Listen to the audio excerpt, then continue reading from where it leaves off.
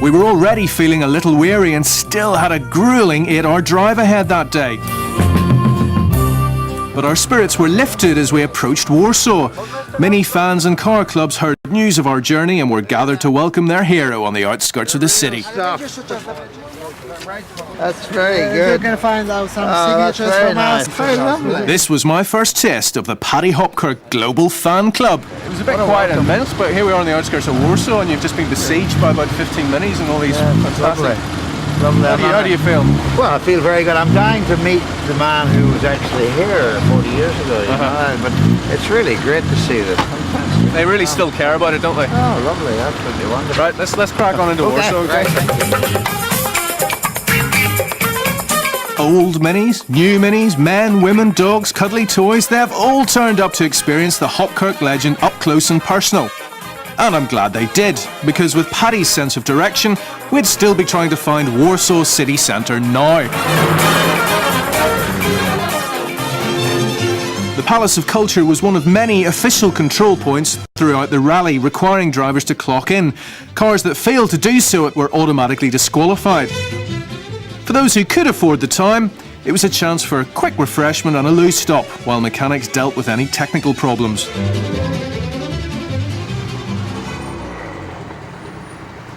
Word of Paddy's journey had spread fast.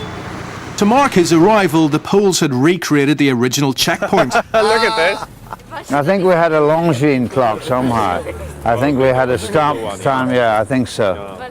Time for Paddy to soak up the media attention and meet the original time controller from 1964. Do you remember him from 40 years ago? They look a bit better then. Well, I know Poland's about to join the EU, Paddy, but land of contrasts or what? What a reception. Yes, well, the Poles have always been very good at hospitality, and this is no exception. And back in 40 years ago, we actually went through Warsaw on our way to get the cars to Minsk, and I mean, they threw a party that... You didn't want to leave, did you? We nearly didn't get to Minsk at all. What about when you were on your way back, though? No. This was just a control point. We had very little time to enjoy ourselves then. But they're lovely, lovely people, Polish. So what do you remember of the control point? This was your first... Well, I remember this building here very well. I mean, and it looks exactly the same, and it is the same. And the same controller was here today that was here 40 years ago. He's 1 year older than me. Is he? And it's very nice to set the control up and all. Very nice. Warsaw's even more of a party town these days, but unfortunately we just haven't got time to savour the flavour. Not with another 5-hour drive on the agenda to the city of Wrocław. What we need now is a meal, a hot bath and a good night's rest. Next morning we left for the Polish-Czech border and our next stop-off point, Prague.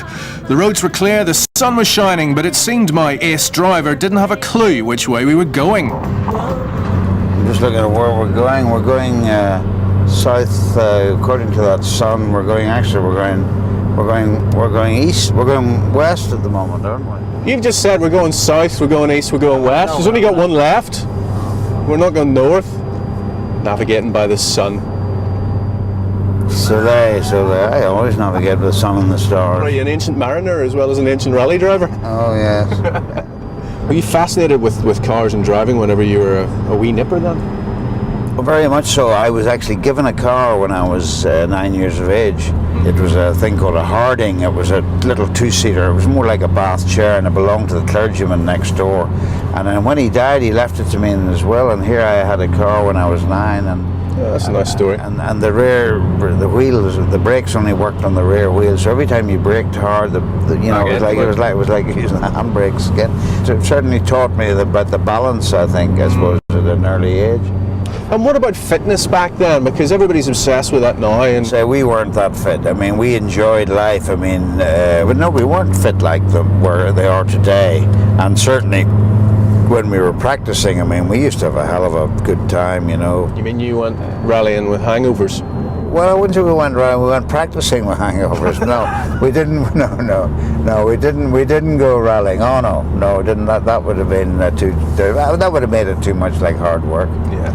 And the first real success we had with the Mini was the Tour de France automobile, which was not like the bicycle race, but we went all around France to the different racing circuits, and of course people, then it became, everybody wanted it, and became the chic and in car. I mean, to pick your girlfriend up in Paris in a Mini Cooper was much more chic than a new E-Type Jag or something, and, really? And everybody bought it, you know, the royal family, the Beatles, Sellers. You're a Britney Spears fan, aren't you? Oh yes, I like Britney Spears. I like her voice as well. She's a good croaker, as they say. It was another 4-hour drive until we reached the next control point on the rally, Prague. Tell you what, Paddy, full respect to you, because we're not exactly doing the same manic pace you managed in '64, and I'm a bit knackered. Oh well, from a stamina point of view, I think it makes today's boys look like a load of Nancy boys. More Minis, lovely. More Minis. I wonder what they could be doing. That evening, we'd been invited to dinner with 2 of Czechoslovakia's rally veterans to share a few stories and sample the distinctive local cuisine. You were at the control point in '64 when Paddy came through. What do you remember about that momentous day? First of all, it was very, very chilly. But there were a lot of people, and I think that most of them, they had been waiting for Paddy. Yeah. But you mean they'd heard of him before '64? Oh yes. And of course, BMC Mini Cooper were very popular cars. Czech Auto Club official Stan Minarik was working behind the scenes at the checkpoint in 1964. If I remember well, there were some official figures of spectators at this stand control. There were more than 3,000 people. And they have traveled from all parts of Czechoslovakia. There were also some Professional rally driver Jaroslav Honzik was only 6 years old when he came to see Paddy with his father.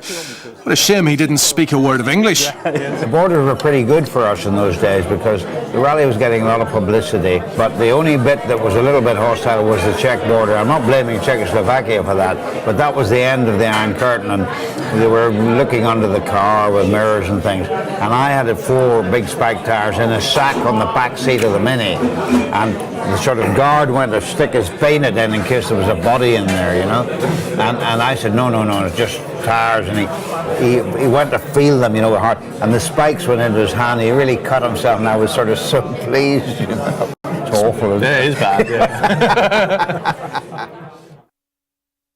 Oh, look at this. My goodness, look at that. Yet more rally fans had gathered at the Czech Automobile Club to celebrate Paddy's victory. Oh, hello. Thank you. Thank you very much. Thank you. This is like a wedding queue or something, gets ignored as usual. I can't believe all these people come out to see you. I really can't. And it was apparent that Paddy's celebrity status was stretching right across Europe. It's a very special occasion because we are celebrating 100 years foundation of Czech Auto Club, and it's my greatest pleasure to have such a famous driver who is celebrating 40 years of his victory in Monte Carlo. We have issued a special badge, which is a historical badge, Auto Club of Czechoslovakian Republic. I'd like to thank very much Paddy Hopkirk. Thank you very much for this great honour, and I'm very sad that Henry Liddon is not with me today, but he was unfortunately killed 15 years ago in an air crash. But I've got young Jason Barlow from Northern Ireland, who funnily enough is the age I was when I won the rally. Is that you? And that's how By now, I was well used to being relegated to the sidelines. It's just been like this the whole way, honestly. He's still got it. He's still got it. He might be nearly 71 years old, but the people love him. I am the oldest member of the Mini Club of Czech Republic. You must be amazed. Yes, I am, absolutely. I mean, the thing I'm always amazed by, Jason, is the young. You know, I mean, you know, when I was young, I wasn't very interested in what old people did, but it's interesting that the connection with the Mini seems to bring it all out again. Yeah, you know? this is sort of immortal, isn't it? Yeah, very nice. My goodness, who would have thought we'd get a reception like this? Terrific. Yeah, it's been fabulous.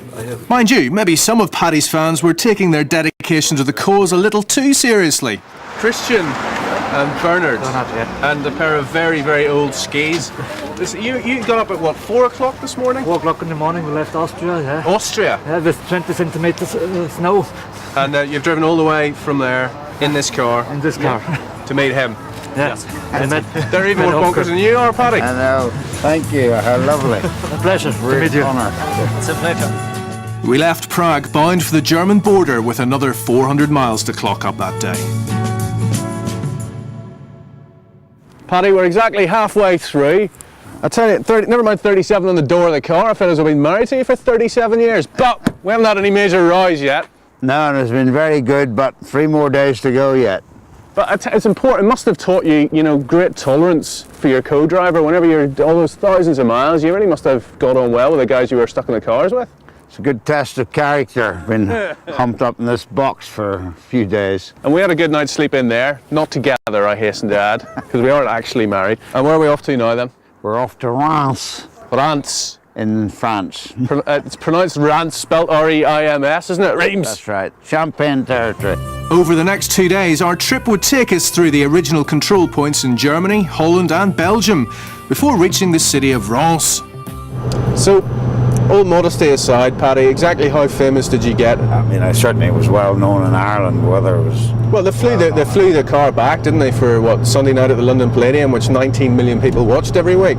Yes, and the car was stolen as well. Was it? Oh yeah, the car. We all went. I mean, we went after the Sunday night at the Palladium. We went and had to a restaurant somewhere in Jermyn Street in the West End. Oh yeah. And we just left the car outside with the numbers and everything on it, and some guy nicked it. You're joking? Yeah. And the police went after him, and he was caught. He actually had a curb going down the Cromwell Road in London, and they got him.